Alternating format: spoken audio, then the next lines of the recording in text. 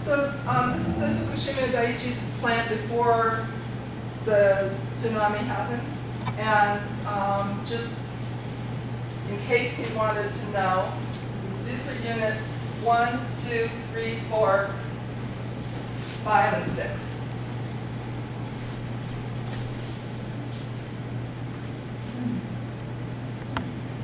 And this is afterwards only showing units 1, 2, 3, 4. 5 and 6 were not damaged as far as we know, or as far as anybody really has a need to worry about compared with the rest of it. So this is Unit 1. So Unit 1 had a full core meltdown, loss of containment of the radioactive core. It melted through the steel containment vessels. Monitoring wells within 50 meters of the coastline are showing that both Units 1 and 2 are showing a huge amount of cesium-134 and 137, higher than any of their readings. This is as of February 2014. And it's going up. I'm not sure we know why. It's probable that there's a leak that's going through an underground tunnel from the core or cores themselves.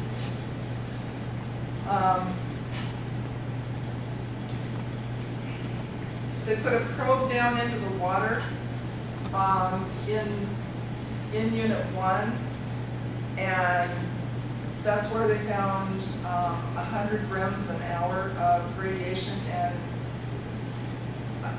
those numbers aren't going to mean anything to people. But the situation is really bad in the basement of the ones where the core has melted down. Let me tell you what it means. It means in 4 hours, certain death. Oh, yeah, if you were to walk in there, for sure. Right. Yeah, thank you. Swift? No. Horrific. Unit 2 doesn't look quite so bad, but it also had a meltdown and loss of containment. And the suppression pool at the bottom, where the core is, might have an 8 to 9 square centimeter size hole in it, through which radioactive water might be leaking out.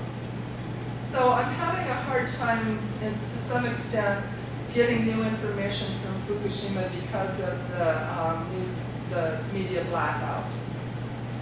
If you talk about radiation caused deaths or problems in Fukushima without permission, you can get 10 years in jail. So it's getting more and more difficult. In this country or their country? Japan. I mean, a few brave people are speaking out, but it's kind of difficult without going undercover, getting a job there, and starting to talk to people in Japanese about what's going on. So, but that's how some of the information is getting out these days.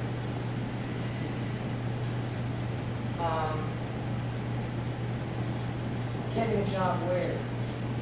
At TEPCO? Cleaning up the radiation. Yeah, I mean, and then of course you're probably facing certain death. But I don't understand why they're keeping it a secret. Of course, our government keeps secrets about everything, but why are they keeping it? Well, they don't want people to panic. They don't have enough workers to do this cleanup. And the worker shortage is so drastic that they're pulling homeless people off the street. Homeless, illiterate, poor people off the street saying, we'll give you a job, come help us clean up Fukushima Daiichi. And they're using the Japanese mafia to get people to come do the cleanup work. But what's also really tragic about this is they're not recording that the workers are there. Nobody knows who's there. They don't have health insurance or any kind of medical care. And when they die, therefore, of this radiation poisoning, nobody knows. So there's no accurate counts of who's dying from this stuff. it's incredibly bad. And not only that, when they bring them in to do this work, they charge them almost as much as they're getting, and sometimes more, for their housing and food while they're there. Am I surprised? Yeah, so, right, so that's why. That's why you want to keep all this covered up.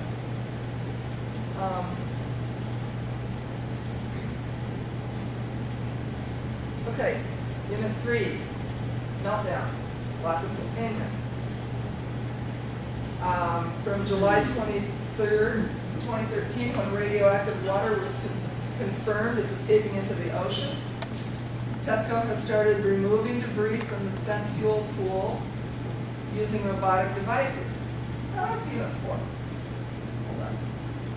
Debris. They're removing debris. It's Unit 4 where they're removing the spent fuel rods. I'll talk about that in a second. But you can see that there's a lot of debris on top there that they're trying to get rid of. They've made good progress.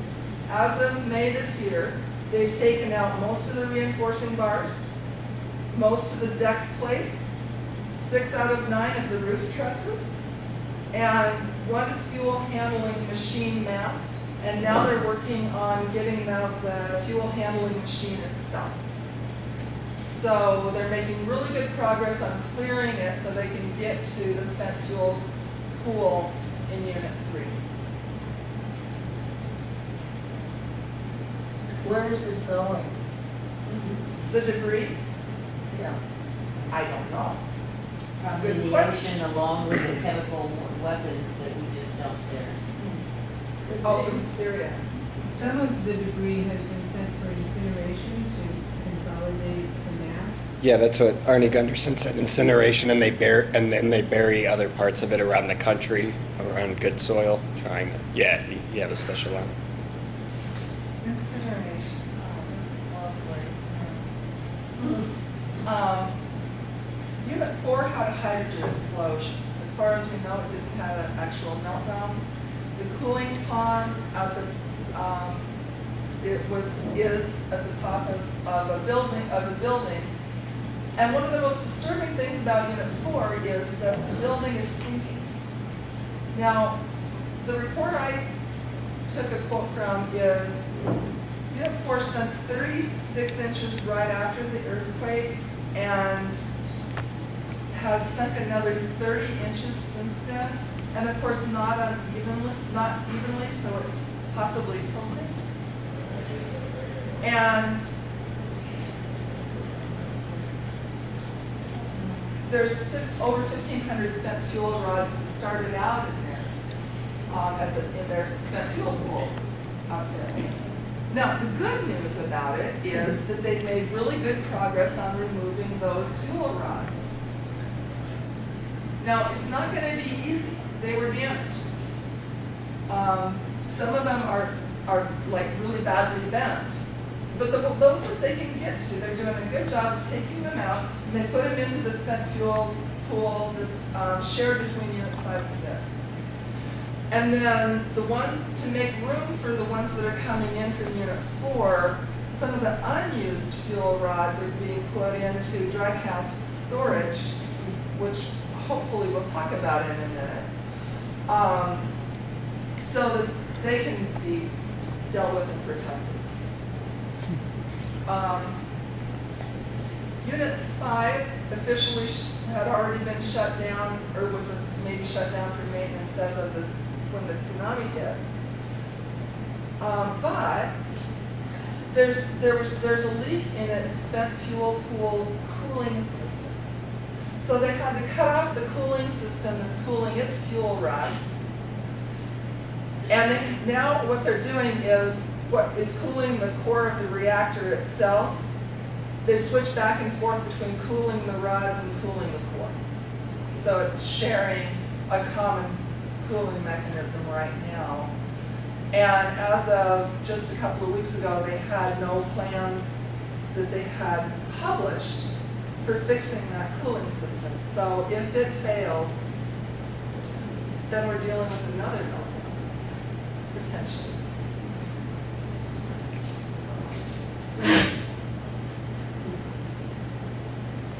Another problem that they're dealing with at Fukushima is water. And so one of the problems is that they're storing water that's used to cool the melted cores, gets put in these storage tanks, and they're having a hard time building enough storage tanks fast enough on this property. And then we've got also underneath, in the concrete underneath some of these concrete pads that are under the tanks, so you've got cracks appearing. In February, they found cracks. One is 12 meters long and one is 8 meters long. Probably happened as a result of freezing temperatures over the winter. And then you've got melted snow in there that's got 58 becquerels per liter of cesium and 2,100 becquerels per liter of strontium that's been escaping through these cracks.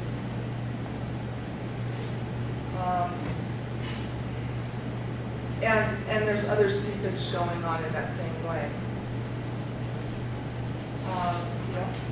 Can I add one thing? Yeah, please. At 3 Mile Island, they made a big point of the fact that they managed to keep hold of a lot of the water that they flooded the containment structure with. It was hundreds of thousands of gallons of contaminated water. They made a big deal that that didn't get released during the accident.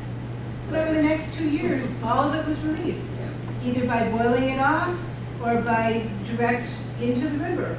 So we have the same picture here. There's all this massive quantity of highly radioactive water, and they're making this big show of having all these tanks.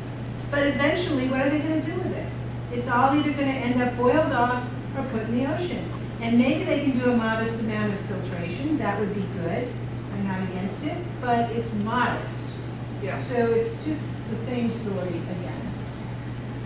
Well, but we do have some other good news, and that is that they do have a groundwater bypass system in place now. So from the water from the mountains behind Fukushima, as it's running into the sea, they've managed to divert about 25% of it. So that's good news, and that's amounting to 100 tons of water. They've got 12 wells upstream that are taking this water around the power plant and into the sea. So that's reducing the amount from 400 tons per day to 300 tons per day of water that's going through the plant and into the sea, just from runoff from the mountains behind there. I don't know if I have a slide of this, let's see. I don't. And you might have heard that they're building an ice wall to try to, I mean, this is one of the craziest ideas I've ever heard, but in the ground, 30 meters down, they're building this wall of tubes to freeze the ground so that groundwater that's there will just freeze and not go into the ocean. But they have their pilot project, they can't seem to get the water to freeze. It's too hot. I guess it's contaminated water. They can't seem to get it to freeze with this technology. So that's kind of a non-starter right there. And then, as Mary was saying, yeah, we do have, I believe it's currently online. It's not going to handle what it needs to yet, but they're working on the ALPS water treatment system that should be able to handle 750 tons of water per day, eventually. It removes multiple kinds of radioactive materials, and that's good. It does not remove tritium. I don't know how much tritium is in the system, but it won't handle that. It's still in the testing stages. We hear all the time that they've had to shut it down again. Right now they've got a filtered gasket corrosion problem. Well, radioactive water is highly corrosive, so no wonder they're having problems keeping filters alive. But maybe it'll work, maybe it'll help at least, because they're running out of tanks to put things in. they've got, that's probably pretty short. I've got some text that doesn't have to do with the slides, so. We've got a combined amount of releases into the sea and air that are somewhere between an 8 and 10 times as much as Chernobyl in, is it petabeccharels? It's huge. We have water leaking into the sea that's much bigger than what Chernobyl ever had to experience. Let me just jump to the USS Ronald Reagan for a minute. So how many of you heard about the lawsuit? So the USS Ronald Reagan came in to try to help with the disaster as it was basically happening. And it was a few days before they realized that they were drinking irradiated water. And so you've got guys that are now suing TEPCO to create $1 billion fund to cover medical expenses for the armed forces whose health was devastated by the exposure to this radiation. Dozens of these guys have cancer. So far, one has given, I think it was a woman sailor, has given birth to a child with multiple birth defects. One of them died in April of 2014. Other symptoms that are experiencing is excessive bleeding, thyroid issues, loss of muscle power, migraines, vision problems, things that they think are probably related to their contamination.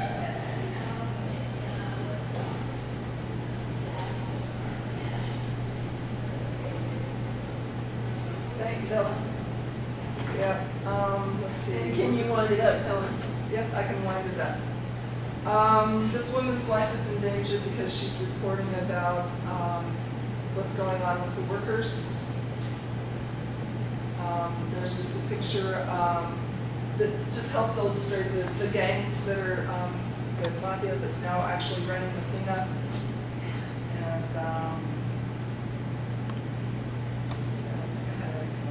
anyway, displaced residents, reservoirs that are now contaminated, rice that's far away and still contaminated, and then the issue of restarting Japanese nuclear power plants. So there's a lot going on. Who owns TEPCO? It's a private company. Tokyo Electric Power, anyway, it's basically Tokyo Electric Power Company. It's a Japanese company. Japanese company, but the reactors were designed by General Electric, and we have 23 identical reactors here in the United States, General Electric. Some And- of them is close to the oceans, as Fukushima. Oh, yeah, and it's, anyway, it's a long discussion, but the decisions to build the reactors were not, there were many people in Japan, scholars and academics and others, who said this is not a good place for nuclear energy.